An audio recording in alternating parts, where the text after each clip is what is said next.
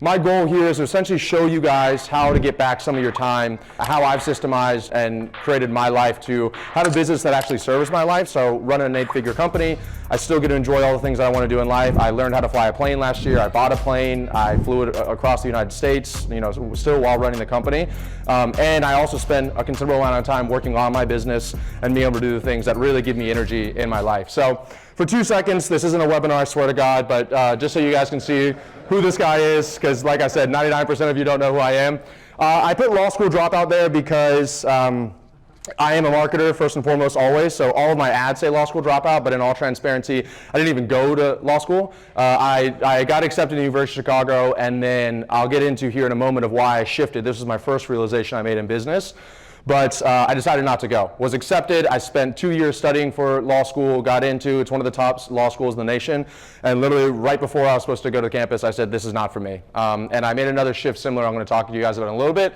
First 9 months in business, I made $3,000. Anybody else have a similar start off like that? Yep, okay, cool, all right, yep. So first 9 months of business, made $3,000. I did everything wrong, everything wrong. And I was going after total strangers instead of my warm market. My mindset was, all right, all of these people that hated me, I think that, it was Todd or someone that was talking about it earlier, all the people in my local hometown that were hating on me, I was like, you know what? Let me go become successful and be a millionaire, and one day I'm just gonna show up and be in a Ferrari at my local bar and be like, ha ha, motherfuckers. Unfortunately, it doesn't work like that, right? So, I did make some awesome changes. I went to my first mastermind, very similar to this one, learned some really incredible people, and took away 1 to 2 nuggets there that allowed me to do a little over $1 million the next 12 months after that. So that was a pretty awesome growth rate. Still was taking like that hustle mentality into it. I still was making a lot of money. I was doing the 4-hour work week in the sense that I was living in South America. I lived in Europe for a while, but then traveling kind of got old, and so I decided I really want to take Scaling Systems to a $100 million company.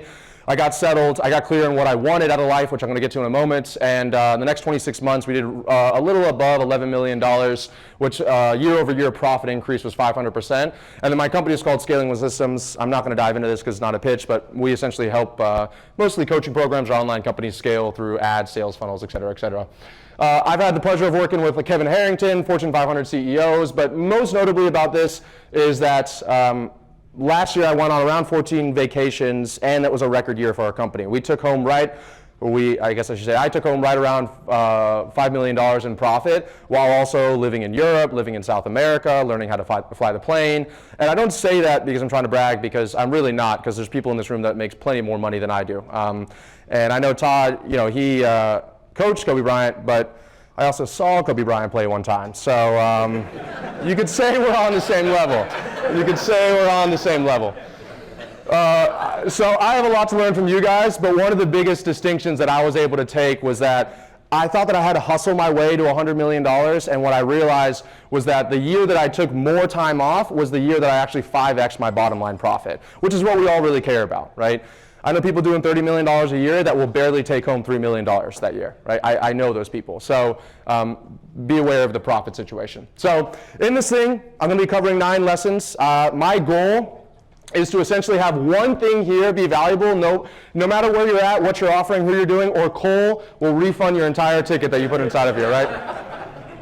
Igor is sweating over here. He's like, oh shit. No, I'm just kidding. But I will say, I was talking to somebody right out here a moment ago, like from Cole speaking, I really hope you guys do get value out of it. I'm going to walk through 9 things I said a second ago. Try to pull one thing. And some of them are going to be valuable, some of them are not going to be valuable, but you can't be fire hosing your entire team or even yourself with some of this stuff. What I do is I come to a mastermind, I write down everything on like a notes or Evernote or something like that, and then whenever I have free time and I don't involve my team, I just come back and I work on that one subject. So what caused the shift? What caused me to essentially go from like, I need to be grinding, I need to be hustling, that's how I'm going to get to $100 million, to changing my hourly rate and caring a little bit more about what I was doing in the present versus like, all right, once I get to $100 million, then I'm going to do these things that I love.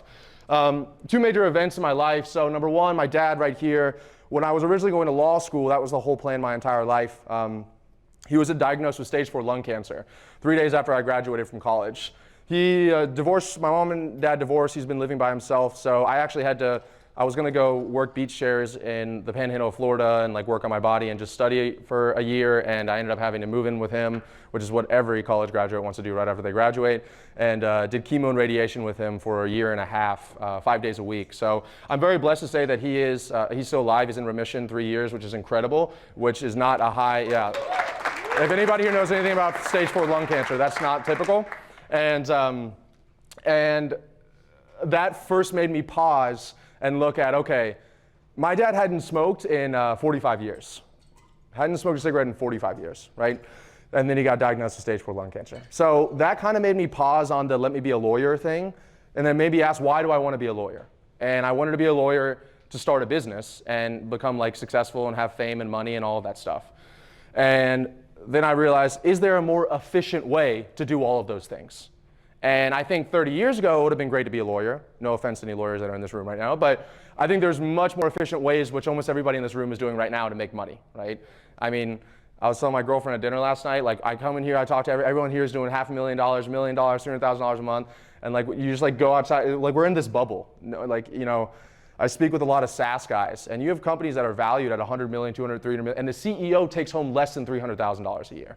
Right? It's wild the difference in the world that we live. So you guys found an efficient vehicle, and I was lucky enough to stumble upon it. And then over here, this is for my birthday in Breckenridge. Actually, Cole's coming to it this year, but gentleman sitting one over from the left there, name's Jeremy, a very, really close friend of mine. Same situation as everybody in this room, like ambitious, investing all of his money, like I'm gonna have this 9-figure real estate portfolio, 28 years old. Unfortunately, when I was traveling a few months ago, I got a call. He was in a head-on collision and died instantly. And I don't mean to put this room in a state of sadness, but I think that sometimes we get so caught up in our own worlds that we forget how fragile life actually is, and that I hate to be cheesy like a fortune cookie, but that nothing's promised and tomorrow's not promised either. And I felt myself pushing away gratification for so long that I was afraid that something might happen in my life and I wasn't able to actually achieve it, right?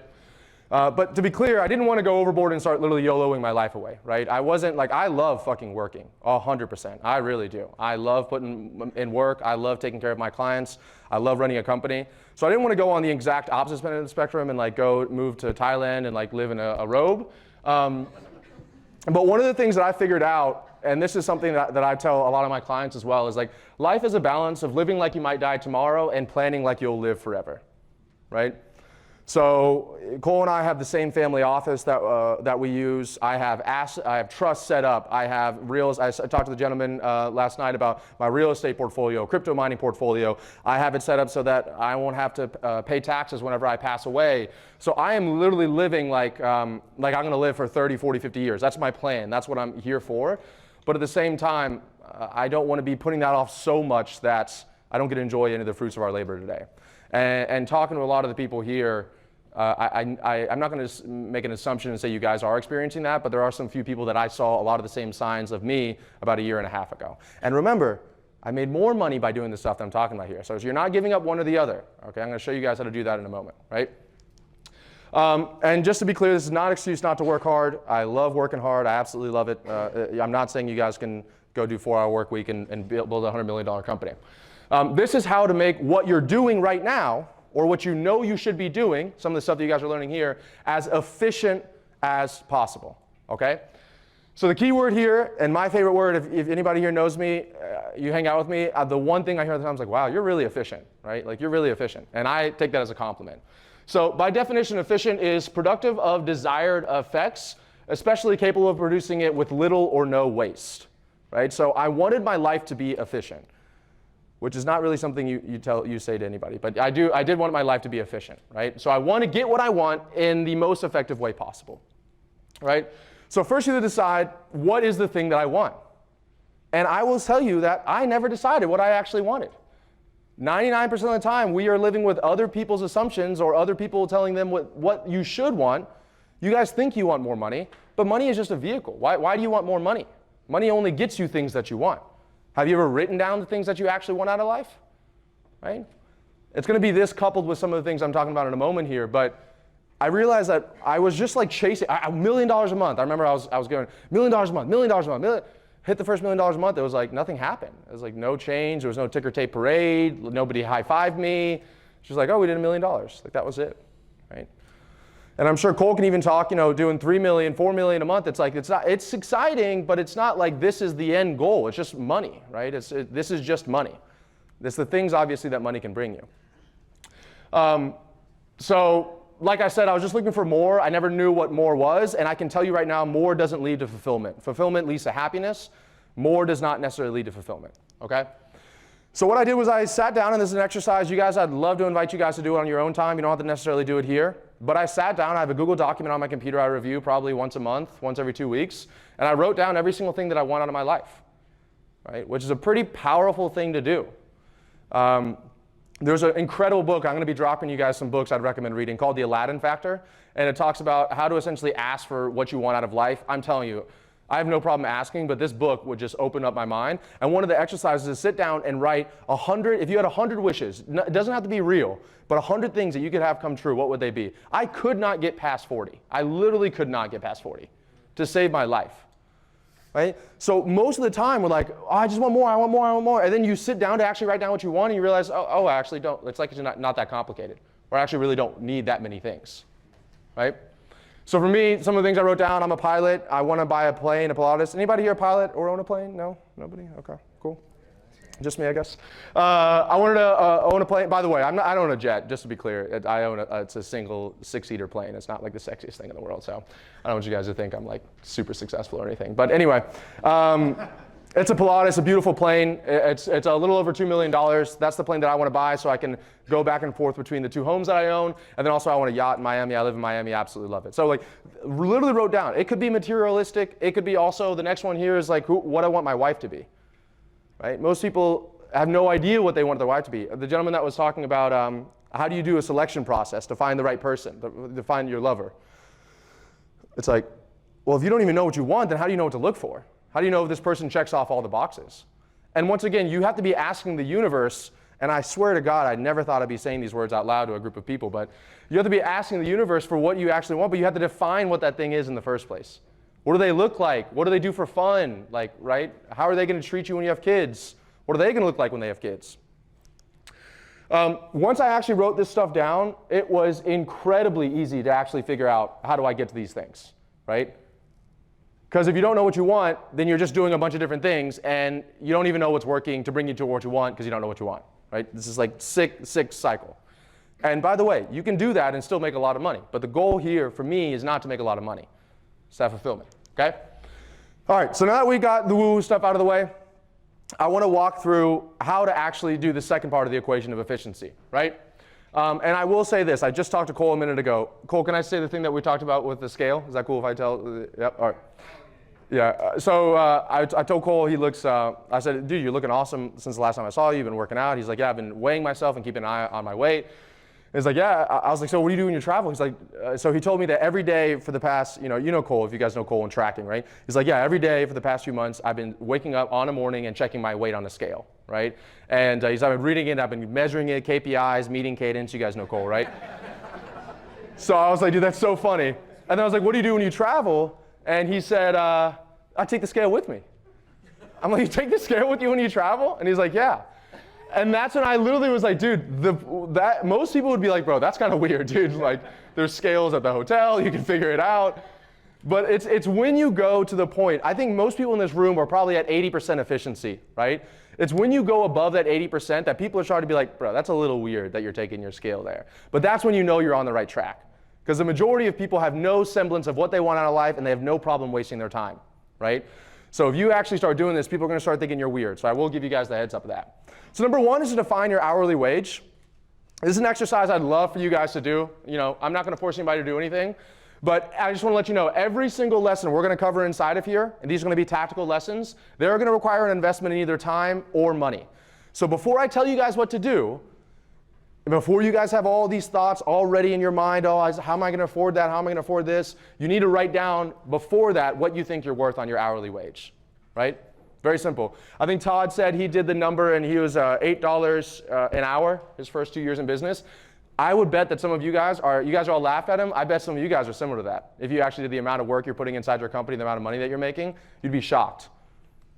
I think when I did it, it was right around $40 an hour. You can just chalk that up to inflation between him and I. But so it's best to figure out right now what you're willing to pay, what your hourly wage is. Mine's $5,000 an hour, right? Simple as that. Don't ask me if I did any scientific thing to do it. I was just like, all right, cool, $5,000 an hour. Because I knew that in 1 hour, I could do at least one thing. I had the skills in one thing that I could make $5,000, at least $5,000, if not a lot more money. So thus, if you guys have not figured out where I'm going with this, if we're figuring something, or we're about to do something, or we are doing something that we could outsource or eliminate or delegate or automate for less than $5,000, then we should be doing that. And the best practice I can tell you guys is every single day I write down my hourly wage. 2 things that I do is I write down my hourly wage and I write down time is my most valuable asset, so I treat it as such. And when you do something like that, what happens is you create dissonance in your life.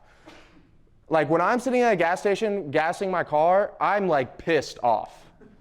I'm like, dude, I say that I'm worth $5,000 an hour, and here I am literally gassing up my car, which you could have somebody else do for $15 an hour, right? So if you guys don't do some of these other things like the writing it down daily, you'll be very easy to forget this stuff. But you need to create so much uncomfort in your life doing this stuff that it pisses you off when you do everyday things, right? So let's talk about things that I was doing, and maybe this will relate to some of you guys, and I did some research beforehand on Google before this. So getting gas. On average, someone spends 5 hours a year standing at a gas pump of their life. Extrapolate that over how much time you guys have left, some of you more than others.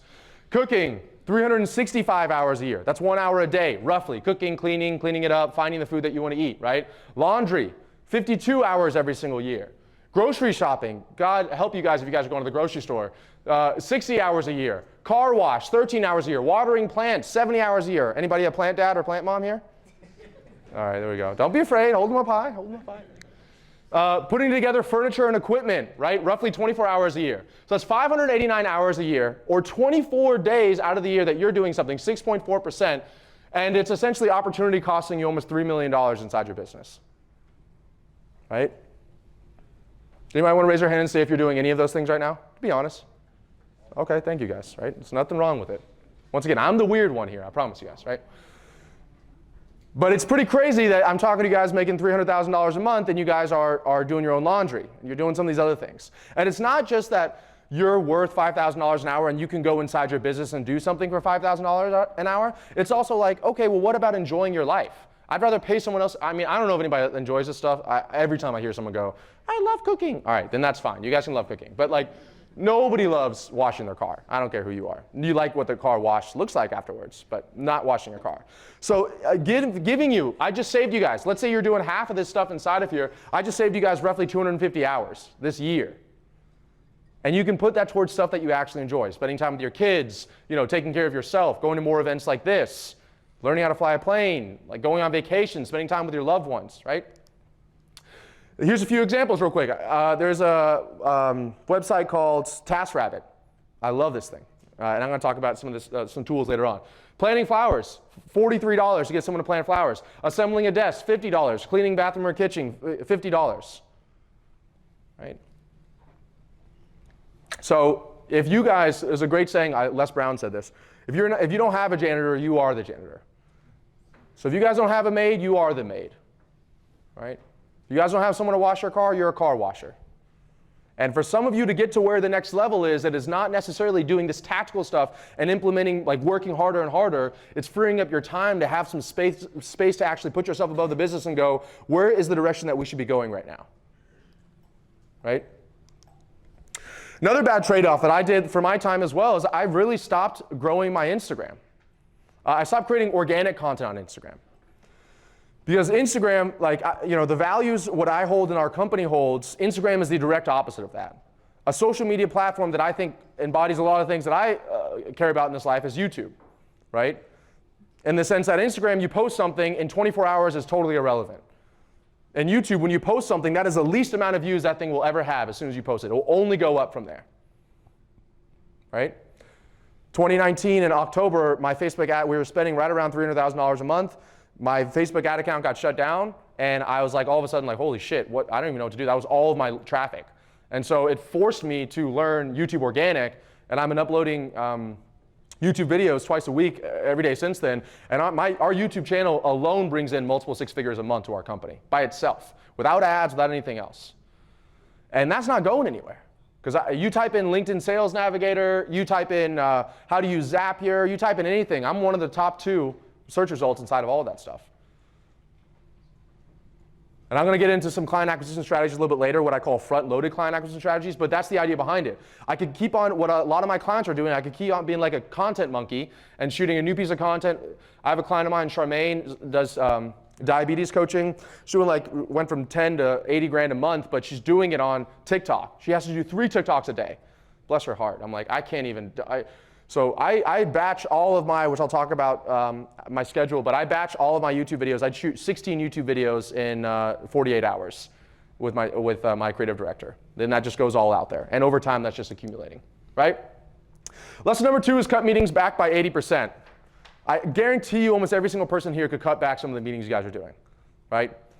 Now, this is going to be relevant to some people and not to others because I'm not going to discredit what Cole said and other people were saying about the meetings that you have. I still have. I'm going to walk through the meetings that I do have, but I will say that majority of people, I've worked with over 2,000 businesses, majority of them are running too many meetings and they're running ineffective meetings. They could cut back the number of meetings they had and just make them more effective and it would have the same end result, right? Which is what is that definition of that? Does anybody know? Efficiency. There you go. You get a gold star. So this was my calendar beforehand. It was so hard to do anything. It was so hard to schedule anything in my life. And when you have free time, once again, it doesn't mean that you have to go and then go learn how to fly a plane. I also had no time to remove myself from my business and start doing creative stuff like creating a YouTube channel or learning a new a traffic platform, any of the other things. Creating a new offer, making my offer better, working on all this stuff from the CSMs that Cole was talking about a little bit earlier. I would have no time to implement that stuff, right? But now I can actually figure out if it makes sense for me. My philosophies on meetings is pretty simple. Like I said a second ago, I think the majority of businesses are doing way too many of them and they're inefficient as hell. I like to always tell the story about my daily meeting. In 2020 or 2019, the first year we did $1 million, I was in Colombia, then I was in Spain, and I kept on having daily meetings. We call them daily meetings with my team because that's what the gurus told me, meeting every day with your team. And what happened was, I was like, wow, this is kind of getting a little bit annoying. We're saying the same thing every single day. They don't enjoy it, I don't enjoy it. And on top of that, because of the time difference of me being in Europe and them being in the United States, it was like starting to cut into my social life in Spain, right? So I said, all right, let's just do 3 a week. And we went down to 3 a week, and guess what? Nothing changed in the company. Actually, we were more efficient because they were not hopping on a call for 1 hour every single day, and instead they were working on the business and they were getting shit done. So then from there, we moved it to once a week, and we did that for 1.5 years. And this is an all hands meeting, by the way, guys. I'm not talking about individual departments. I do think sales teams should meet every day. I think CSM should meet every single day. Like, I think there are departments that do need to meet every single day. But you as a CEO of the company are doing your team a disservice if you're making everybody get on a meeting every single day. Because what was happening is that I would have the same conversation with the same 3 people on every meeting, and everybody else would just be like, just like paying attention, but not really paying attention at the same time. It's not really fair to them either. So now we only do it once a month, but I still call it a daily meeting because it has a little history behind it. These are the only meetings that I like to do at this point inside my company. Number 1, a monthly all hands meeting. Like I said before, I think that's good for culture. Cole really nailed it earlier when he talked about culture is defined. Only place where culture can occur is when there's one or more person inside your company communicating together. So I did want to still guide the culture of our company. So I still like having a monthly all hands meeting. I have a weekly meeting, just like Cole was talking about, with my department heads. So head of sales, head of marketing, head of back-end sales, head of tech, we all have meetings once a month. They have once a week, I'm sorry. They have daily meetings with their team. And then just like Cole, I'm going to talk about how we run our meetings in a moment. But just like Cole said, our meetings are like 30 minutes. It's like boom, boom, boom, boom, we're done, right? Now, one of the things that I did, I absolutely love this, is I created what's known as a creative meeting. So when we started cutting back on the daily all hands meeting, one of the pieces of advice that someone gave me, which I'm going to talk about in these 90-day performance reviews, on a 90-day performance review, was that we were losing some of the creativity that we had before, like some of the spontaneity of let's do this or let's try this. Because as you grow into a multiple 8-figure company, it's been said multiple times here, but you do, just by definition, I shouldn't be doing 50 things all at the same time. It'll cause a lot of stress in your company. But I think that people still should be able to give ideas. And so I actually created an environment for that. And once a month, we have something we call a creative call, first Thursday of every month at 12 p.m. And everybody hops on. We cannot talk about any problems. It can't talk about anything going on in the business right now. It's only like, what are things that you would like to put into place inside the business? And then when you bring it up, you have to also decide if you're going to take care of it or somebody else is going to take care of it. And then we have to have a date of when that thing is going to be done by, right? So, and then people bring everything up. We voted on as a company if we want it to happen or not. And then if everybody agrees that we want it to happen, or the majority of people agree that we want it to happen, we put it in place. A few things that we put in place that I think have been really helpful. Number one, we have weekly check-ins with our clients. Automated email goes out every single week for our clients from our CSM's emails. So like if our CSMs forget to check in, it's like that automatically goes in there. Second thing, we did a taco extravaganza. Once a month, we have all of our sales guys hop on a Zoom call and rip through, we call it the free-for-all list, which is just like any person that we've had a demo with but hasn't closed. And so the company orders tacos for everybody that's on that call, and they all just rip through the free-for-all list and does follow-up for all these people trying to get them to close. Right? So it was a way that we could kind of add fun inside the company to do that. Another thing that came up on our creative thing was my podcast. I never had a podcast and really wanted to do a podcast. Someone brought it up. We designated it, delegated it to somebody, and now I have a podcast, right? And then the other thing, the performance reviews, I still think that you need to be, like Todd said, you need to be really, especially when it comes to sales, if you are so removed from the sales process because you have sales and you have a director of sales, or you have sales team lead, director of sales, and like you're not actually talking to the salespeople, well, if anybody here has played that game of telephone, it's like, you know, by the time the message gets to you, it could be totally different than what they originally said. So every 90 days, I have a 30-minute meeting with every single one of the employees in my company, every one of them, and they give me feedback on, we talk about the goals, like essentially what's working well, what do they need to work on, or what do we need to work on, and what are some goals that they want to have. A big worry that you guys probably have if you do 90-day meetings with your team is, are they going to ask for raises? The answer, yes. Every single 90 days. But I want to create an environment that allows people to feel like they should be able to ask for raises. I don't want to tell people, don't even ask for a raise. Most people are afraid to do it. But when they come to me, I say, like, why do you think you deserve a raise? Let's see if we can tie what you want to a goal that the company has, right? Tips on more effective meetings. Number one, realize that nobody wants to be there for long. Like, I think that 30 minutes to 45 minutes is a prime meeting time. Once you get over 45 minutes, it starts to get people start to get a little bit antsy. Maybe that's just me and my company, but that's what I've seen. Follow a template. I think exactly what Cole said was perfect. Start with wins, go from there. But if it's like every meeting in the company is all different, it'll cause a lot of dissonance for when they're hopping from one meeting to the next. So you should have a meeting with your department heads and decide what is the structure of all meetings are going to be. And also another big recommendation I could give to you guys is you guys should sit on your department heads meetings with their team members every once in a while as a CEO of a company. I hopped into a sales team leader meeting with my team, and it was like the saddest thing I'd ever seen in my life. Everybody had their videos off, like no one was responding back. And of course, I'm not going to like hop on there and say something, but then I had a meeting with him, and I was like, that's not how the company culture is, right? And next meeting, they fixed it. But that's also a great way you can audit the people inside your company and how they're doing things. Videos on, you guys already know that. Also, another thing that I really did that I like because it allows us to track where we're at week to week is we send in the topics and the numbers beforehand. So we have a Slack channel called Numbers. And what will happen is before we have our meeting with my department team head, they will put the screenshot of their dashboard, which I'm going to show you guys our dashboards here in a moment, and they will walk through exactly what they noticed, what's going wrong, what's going right, and what they're doing to fix it.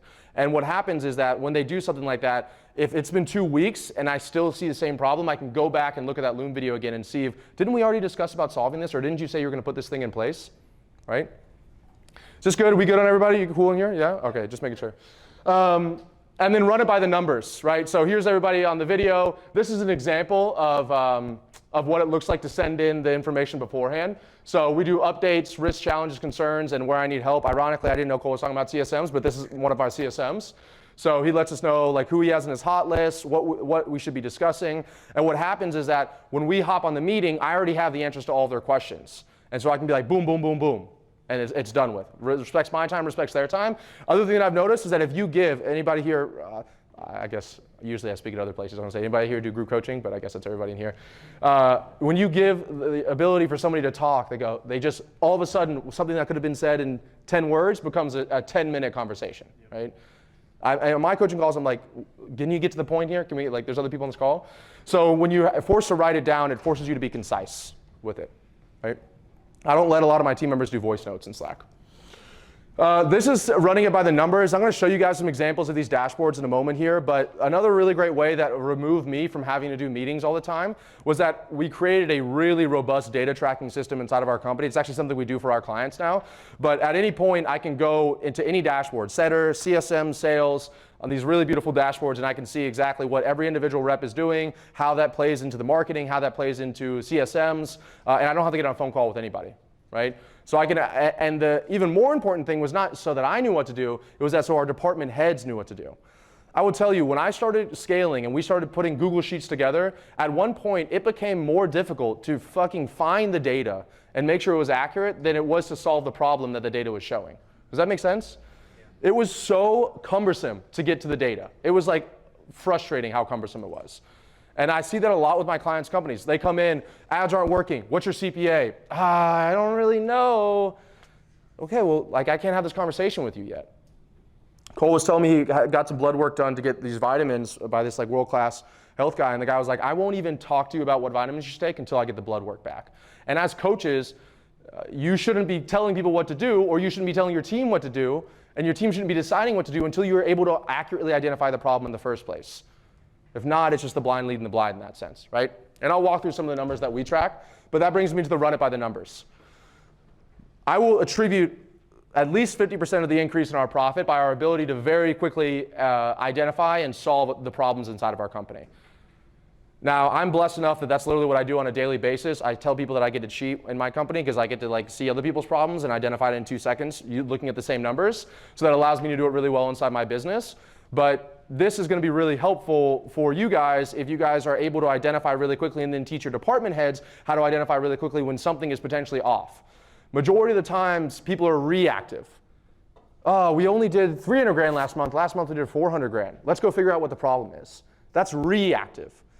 What proactive is, hey, based on the current close rate we're at, cash per booked call, and number of booked appointments we have on the calendar or this month, we're going to trend 20% less than we were last month. So that's what my sales guys will bring to our head of marketing, and my head of marketing will be like, awesome, let's do an email blast today, and let's do a text message blast out to everybody. We do that, boom, all of a sudden we get right back on track again. Same thing with ads, right? Anybody here that runs ads, it's like, ads is never just this like, oh, everything's going great, perfect, all to the top right, right? I love making ad jokes with you guys. Everybody here gets it, right? So it's never that easy. And so what happens is ads will break, CPA will increase, something goes wrong. And so you need to be able to identify that in the very beginning, and then you need to have you or your team be able to have a tool build of how you're going to solve it. Cool, booking rate's down, let's do an email blast and let's do a text message blast. Close rate is down right now, let's do what we call a one-time offer. Hey, next 5 people to join, you're going to do a one-on-one onboarding call with Ravi, right? Boom, all of a sudden, close rate goes back up, we're back on the same numbers again.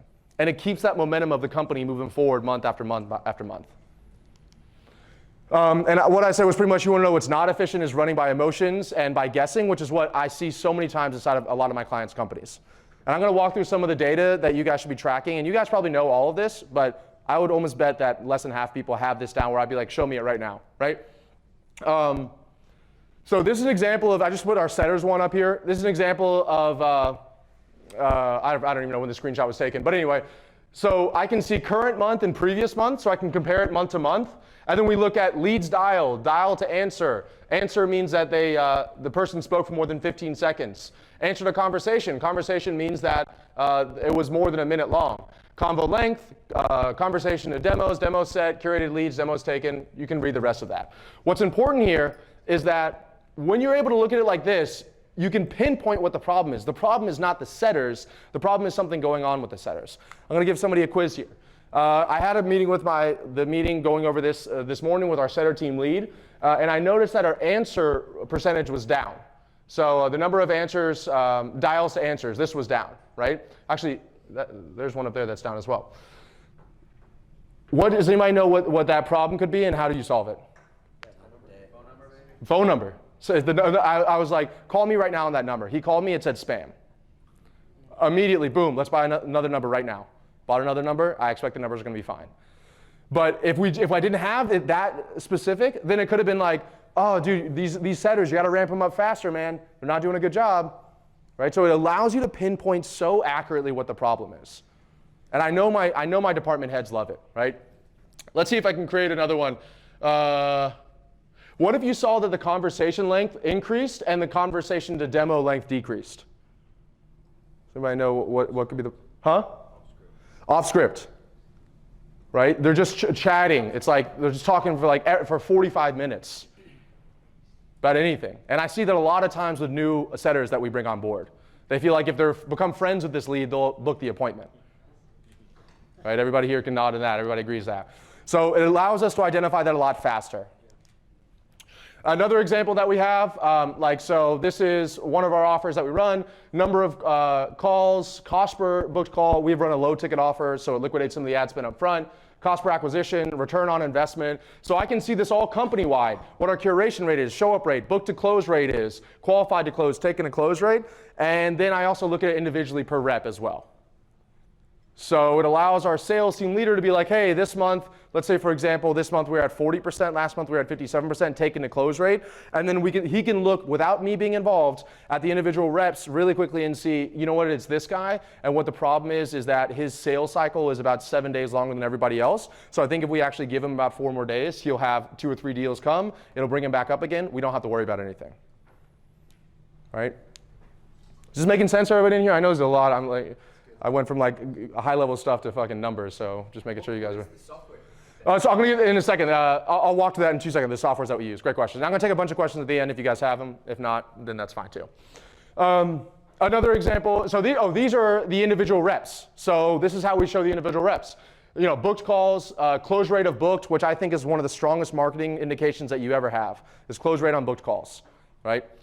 Qualified calls, close rate on qualified taken, close rate taken, total cash, cash per close, revenue per close, number of follow-ups they did that month. You know, we were consistently seeing, for example, this guy that has 192, well, shocker, he's able to bring in the second most cash in the entire company, right? It's like, oh, so that was the other thing that this stuff allowed us to do, is it allowed us to show other reps, like, okay, see what this guy's doing right here? He made 3 times the amount of dials, and he made 3 times the amount of sales than you did. You can say it, but if you are able to back it up by data, by logic, it's become so much easier. It's not even a question anymore, right? And follow-ups has always been a problem that our company has. Like, our dashboard used to end right here, but follow-ups has always been a problem that we have. So I just said, let's start tracking it and looking at it on the dashboards. And that's what we did. And I would say that for the first 1 or 2 months, those numbers were like 3 and 5s each person. And now they started realizing there's all this extra cash in the follow-up, and now they're doing more follow-ups. 3 softwares that we use to make this happen. Close.io, I absolutely love it. I'm a big proponent of it. Pletco, that is essentially what this dashboard is called Pletco. So just to give you guys an idea, I would not rush and change everything inside your company. Please don't do that. But I will say, the idea behind it is you need one place to store all of the data inside your company. So one place to store all of that. And then the second thing you need is something to read where all that data is coming in. So all of these numbers update on their own on a real-time basis. If you have to have someone manually updating those things, you're back in the same bottlenecks that you were in before. So what happens is we store every piece of information on our clients, front end, back end, all that stuff inside of Close.io. They have custom fields. Then Close.io then reads that information to Pletco and spits it out based on formulas into those little dashboards that we have.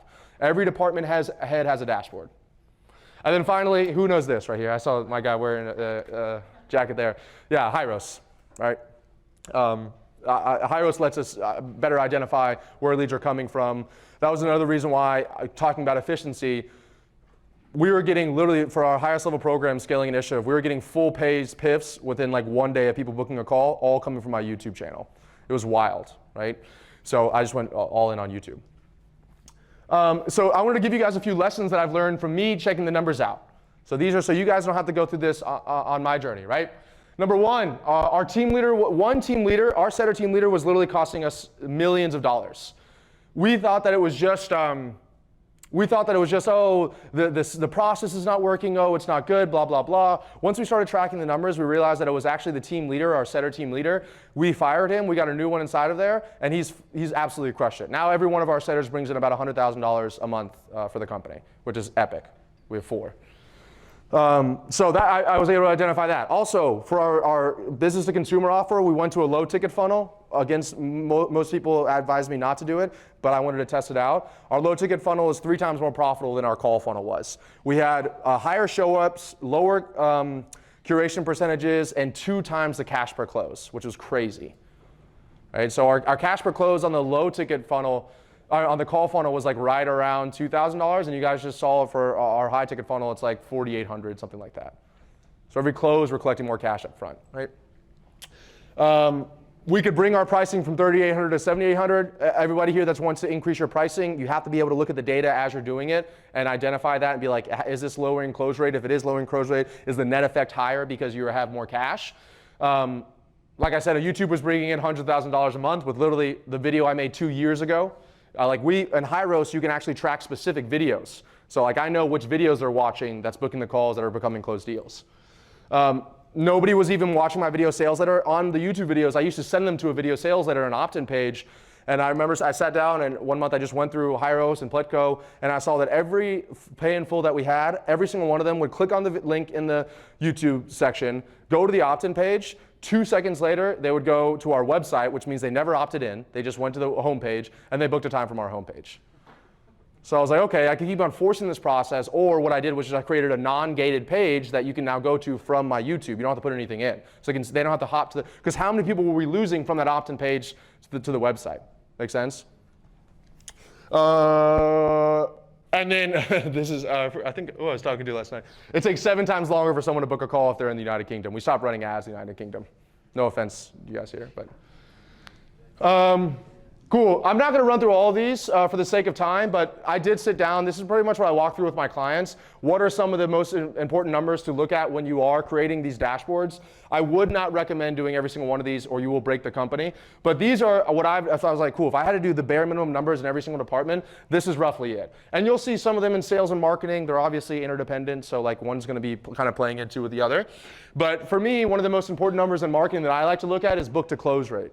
So when I'm launching ads, if I know that we have a 20% book to close rate, and I know what our ticket price is, and I know what our average cash per close is, then I know like if we're getting $300 booked calls and it's a 20%, it means it would cost us, what is that? $1,500 for a cost per acquisition, right? So having that number I think is super helpful for all you marketers out there. I think that's useful.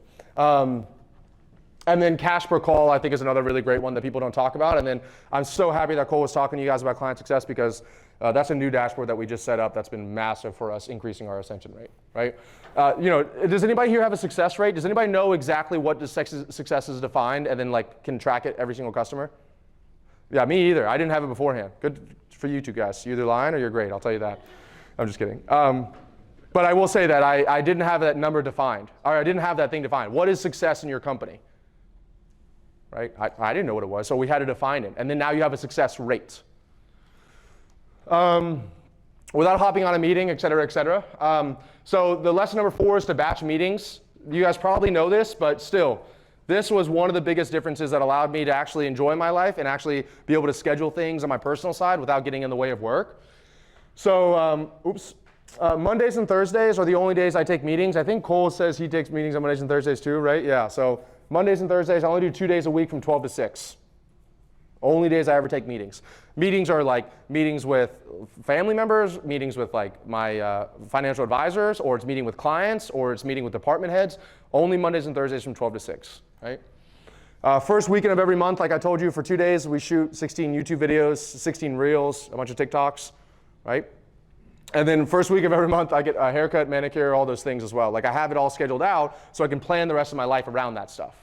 So I batch it all together at once. So I know that I need to be in Miami for the first week of the month because I got to take care of myself and I got to shoot the content. But other than that, I can get up, I can go, I can travel, I can go wherever I want to, I can go learn new skills, but it gives me routines and consistency in my life. Does that make sense? Is that helpful? Yeah. Cool. Like I said, you could take a weekend trip. I could leave Friday and be gone Saturday, Sunday, and I know I don't have any meetings set up. right? I could go, like my girlfriend and I will take our plane, go down to the Keys for 2 days. It's a blast. Or the other thing that allows you to do, especially the 12 to 6 meeting thing, is that I'd say 90% of the year, from 5 a.m. to 12 p.m. in the morning, I'm working on my business. I don't open Slack, I don't open email, I don't open text messages, I don't look at Instagram. I wake up, I do my morning routine, I go to my computer and I start building shit. And so I know I don't have to talk to anybody at least until 12 o'clock. So I don't even need to look at my calendar because I know I only am taking meetings after 12 o'clock. That one transition allowed us to grow so much faster that year than what I was doing before, which was like, wake up, check the calendar, okay, I got a meeting at 9 and I got one at 1, so I got to start to do this thing right now, I got to do the meeting, that throws me off. Then when I get done with that meeting, and then of course on the meeting they give you homework, so then you got to go take care of that. So it allowed me, those 6 hours every single morning, I get done more than most people do in literally an entire week, right? Be wary of energy sucks. This is another one as well. So in order to do more with less, you must make the less as more as possible. I wrote that last night. I thought that was pretty good, right? So in order to do more with less, you must make the less as more as possible. So if I'm only going to work 6 hours in that day from 6 a.m. until 12, then I need to make sure that I am at peak condition to do those 6 hours, right? Most people are shocked with the amount of stuff that I get done but it's because I have energy management, and it's because I'm really conscious of energy management. Once again, I'm trying not to like sound like I'm cocky. I fuck shit up all the time, but I'm just saying that I do really care about like what I put in my body and how I manage my energy, because that reverberates everywhere else around me, to everybody else, especially if you're running a team, right? How to treat business as an athlete, like I was talking about, like you are business athletes. So stop or severely restrict drugs and alcohol. I drink alcohol maybe 3 times a year. That's been awesome for me. Like, I cannot tell you guys how much I regret drinking alcohol. A great book, once again, you guys do it if you want to, is Alan Carr's book on drinking. It's like How to Stop Drinking Without Willpower. I read that last year. A bunch of my family has problems with drinking. I read it last year, and I only drank 2 times last year. So it wasn't because I was an alcoholic, but it does put it in perspective. All the things that people tell you about alcohol really aren't true, right? Work out at least 5 times a week. If you guys are trying to be in peak performance for your company and trying to show up for your company, and you have a culture of excellence, but you're not treating yourself like that, it's like what Todd was talking about when it comes to your values just become something that's on your wall or on a mission statement in a Google Doc. If you guys aren't living that every single day, then your team's not going to follow that, right? So like that's one of the reasons why I'm doing this, because I'm setting the example for the rest of our team. Get 8+ hours of solid sleep. That was a big change that I did in my life. Woke up before 5 a.m. That's also another thing that was really great. And then fuel your body with fuel, not garbage. So I don't eat clean food so I can be in shape. I eat clean food so that I can literally be performing at 100% as much as humanly possible, right? Like, I would say that the food and the sleep thing, you guys just do that. If you take everything, this whole presentation, just change that. That will change your life. That will change your life. Who here had a big lunch? Is anybody regretting lunch? No? You guys can be honest. It's okay. All right, this one is something I'm super proud to walk you guys through. Here's another kind of good tactical one. Get an executive assistant. Who here has an executive assistant? All right, that's what I'm talking about. I saw you right there. You said not really? Kind of? Okay. Is it your girlfriend? No. Okay, all right. Yeah, my wife would be pissed about it. That was good. That was good. Okay, so get an executive assistant. This is probably my top 3 hires I've ever done in my entire life, by far. I don't know why I did one without one. Even with maximum efficiency, even with the batching, even with this, even with that, life happens. Shit happens in your life, and things will be thrown at you, and you need to be able to handle that or have somebody else handle that for you. If you guys think that you can live in this little bubble and you have all this efficiency, and like Ravi said, I can just do 12 to 6 meetings, things will happen, I promise you. So you need to have your liaison with the outside world. Like, I just voice note someone on my phone and I can have anything in the world happen that I want it to happen. And that's what you need when you're trying to have all your energy focused on something else. Few things I hear is I don't think I need one yet. I guarantee you if you're above $100,000 a month, you definitely need one. Even at 50 grand a month, you probably need one. Because once again, we're going back to you're probably going to pay your EA $20 to $30 an hour. Who here put their time is worth $20 to $30 an hour? I just gave myself a raise. So if you guys aren't doing it, once again, you don't have an executive assistant, you're the executive assistant, okay? Another great one I love to hear when I tell my clients this, oh, my wife, girlfriend, husband, boyfriend, they do that. All right, I have my beautiful girlfriends in the crowd tonight, but I will say that the problem with that, at least in my experience, is that, you know, if she's making you meals, right, because it's better, you don't need to be making meals, she's making you meals, well, one day she wakes up, she doesn't feel like making you meals, what, are you going to fire her, right? You're going to yell at her? It puts you in a sticky situation. So most people say, oh, my wife does that. But it's like, no, because when that happens, it's like that's a kind of sort of thing that happens, and you need to create something that always happens. That's how you create routines in life. It's not kind of, sort of, sometimes, it's always. I told my girlfriend, I was like, stop making me meals, I'm just going to pay someone. Makes it a million times easier. And then you and I can spend more time together, right? A few things that my executive assistant does, things that these are things that she wrote this out, actually. So number one, this presentation. Number two, dinner reservations, travel planning, package returns, watering plants, getting gas, washing car, fixing my car, getting flowers for my girlfriend, liaisoning with the outside world, setting up events, last minute items. I realized when I was going to this wedding, when I was flying my plane last Thursday, or in the morning, we were leaving at 11 o'clock, and 10 o'clock I realized I didn't have any a suit or shoes. Actually, what happened was my legs got too big for my suit, so I had to get a new one.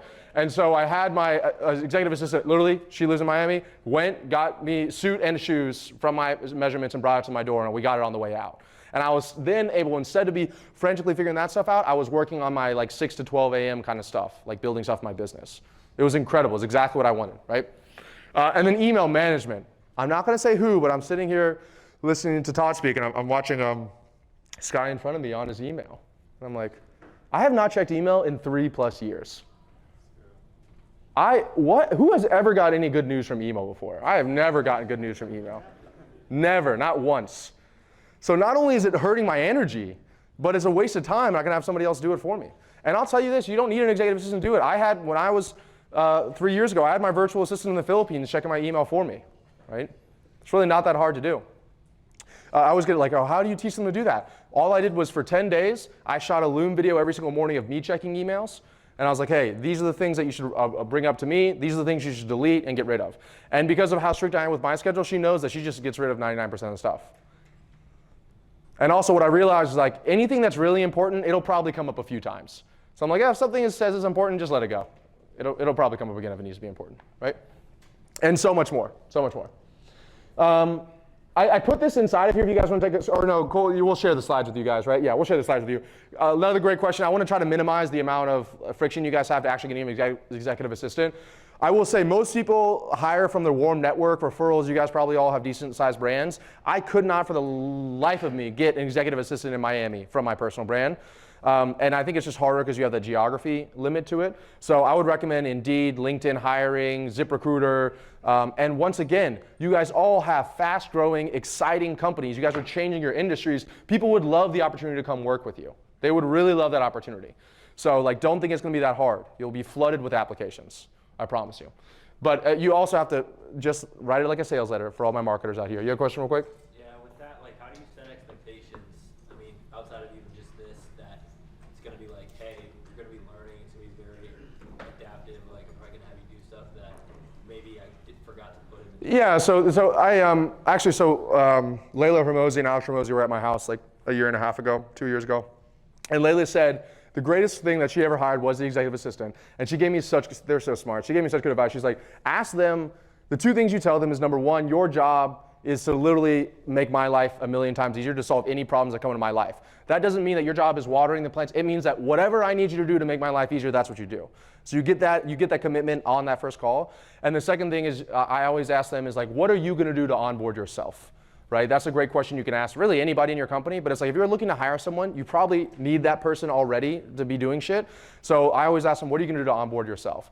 And the right EAs that I was going through the interview process with would be I'd probably just figure out what is the biggest bottlenecks in your life right now, and I'll just take them off your plate for you. And the really great EAs will predict, the one that I have right now, she will predict something that's coming up.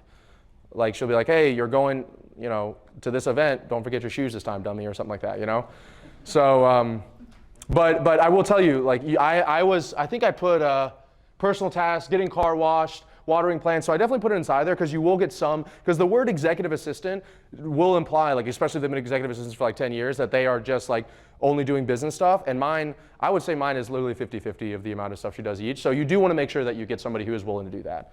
Like mine won't clean the toilet, but she will go find someone to clean the toilet, and then she'll be there to make sure that they do a good job.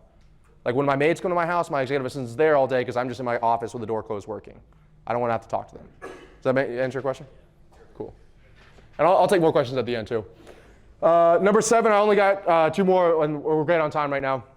Only build front-loaded client acquisition machines. You guys pretty much get this because you guys are all incredibly successful. But you know, a lot of times, a lot of us out here are doing one-offs to get clients. You're doing one thing like every once in a while. So for example, like I already talked to Cole when I was creating these slides. I was like, hey, are you going to have a videographer or a creative person here recording this? Because I want to take this presentation, chop it up. I'll probably get 1 or 2 YouTube videos from this. Like, so I'm figuring out how can I make this one thing that I'm doing work for me 3, 5, 10 times.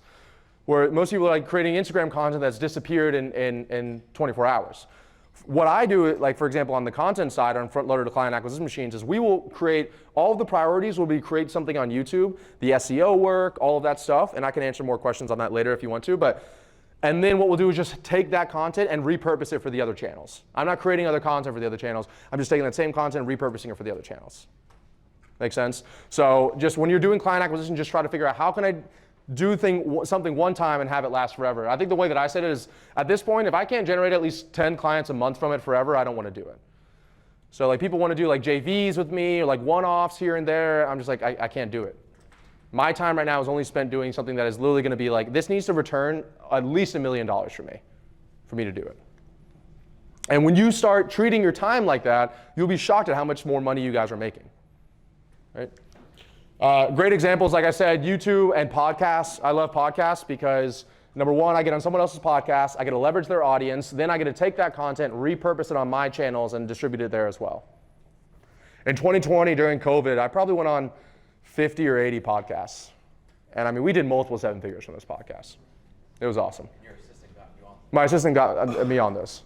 I created a script. I mean, everybody in here is like 99% marketer, right? So maybe I'm making an assumption, but I created a script and it was just like an SOP, right? Go on Apple Podcasts, look at these people, see what podcasts they've been on, and then filter through it. It has to have at least 50 reviews, at least 4.9 stars. They need at least 5,000 followers on one of their social media platforms and at least 1 episode posted in the last 2 weeks. If they qualified from that, we went to Rocket Reach, found their email address, and then we sent them an email that was like, hey, Bob, love Bob's podcast. Really love the episode recently about this, whatever the insert recent episode name here. And then I go into my podcast pitch.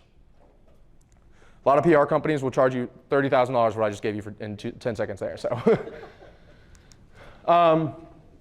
cool. I think this is the last one. Another really great resource for you guys is Who Not How by Dan Sullivan. Incredible book.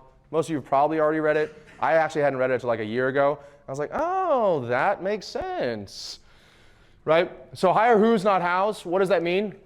Well, I used to always try to save money in my business by hiring inexperienced people. Right? And this is after I'm netting over 7 figures a year. I'm like, well, let me try to save and let me do this. So I'd hire people fresh out, and I would train them everything.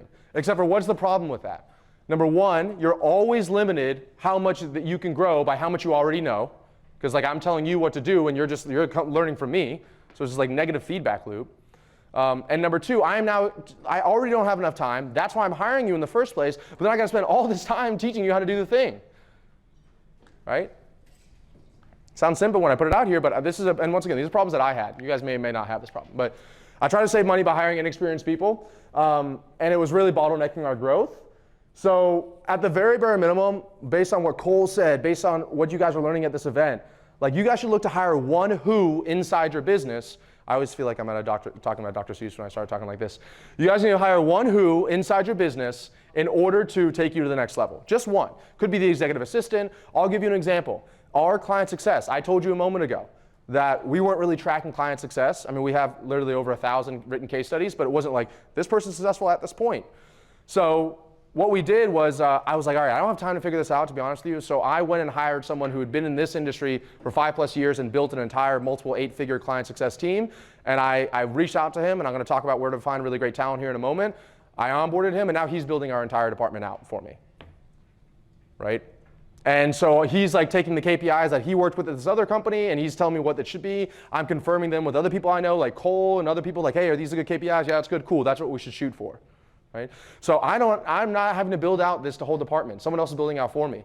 Another great example is our creative director. I hired a creative director because I wanted to take my content to the next level because I knew we were making so much money from content, but I didn't want to be involved in the process. The only thing I want to do on the content is come up here and shoot on this video, and that's it. I don't want to edit it. I don't want to upload it to Google Drive. I don't want to post it. I just want to talk on this camera, and that's it.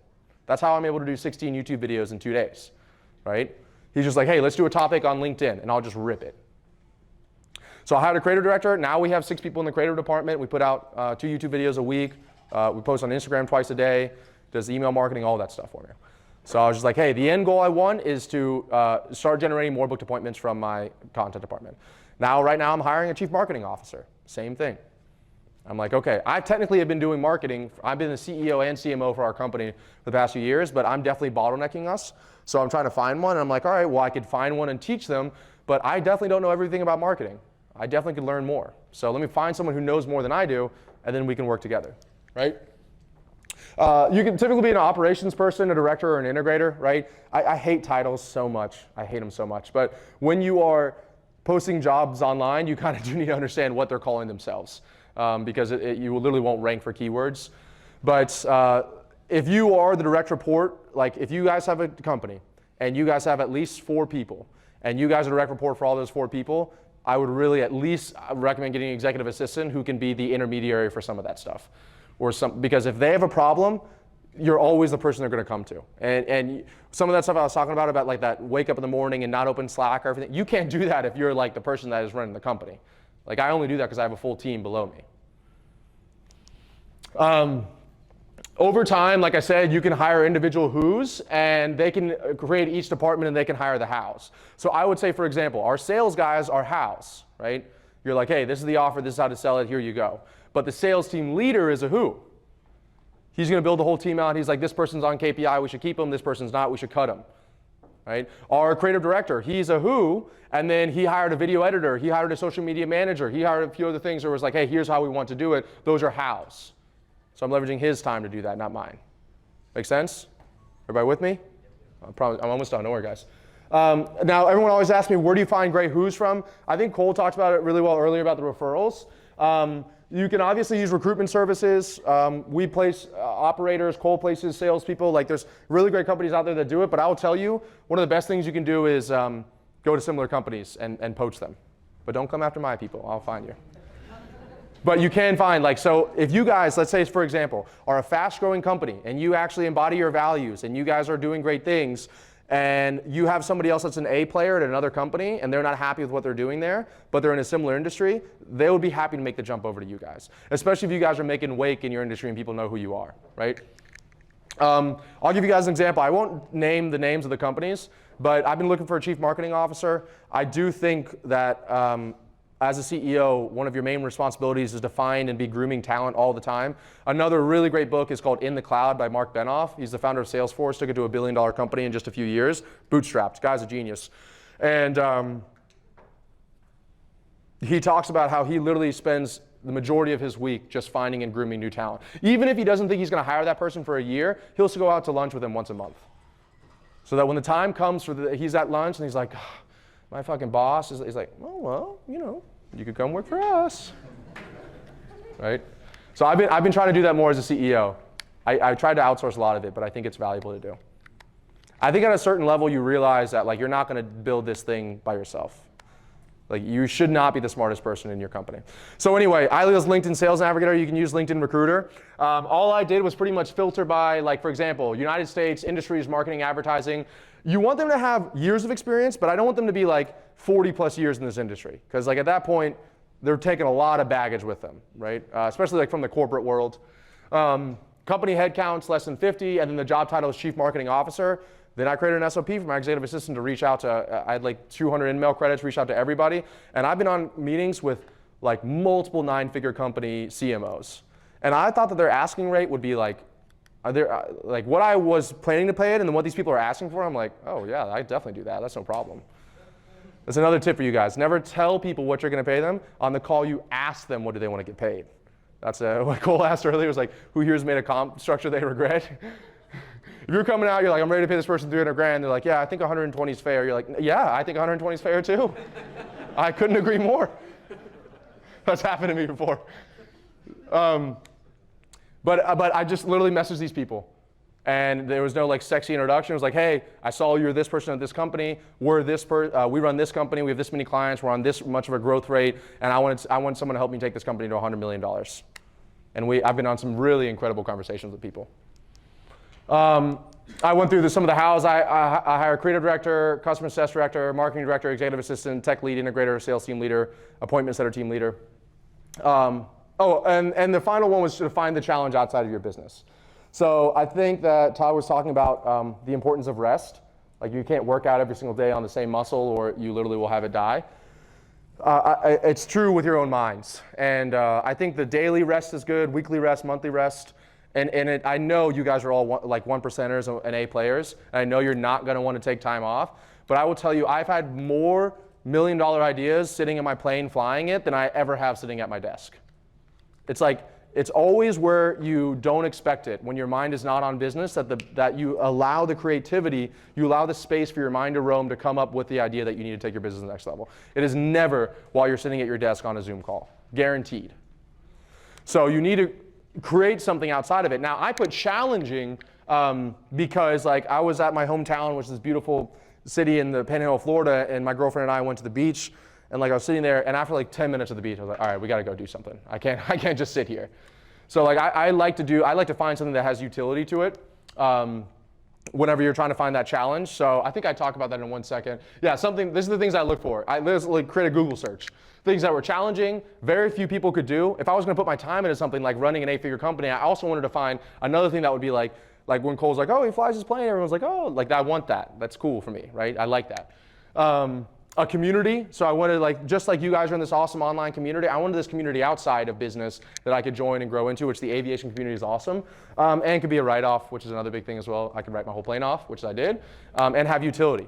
So I can fly it to meetings, there's no direct flight from my hometown to Miami, so I can do that now. So that was like the idea behind it. But I like I said, I think in the very beginning was a lot of people burn out, especially if you love what you do.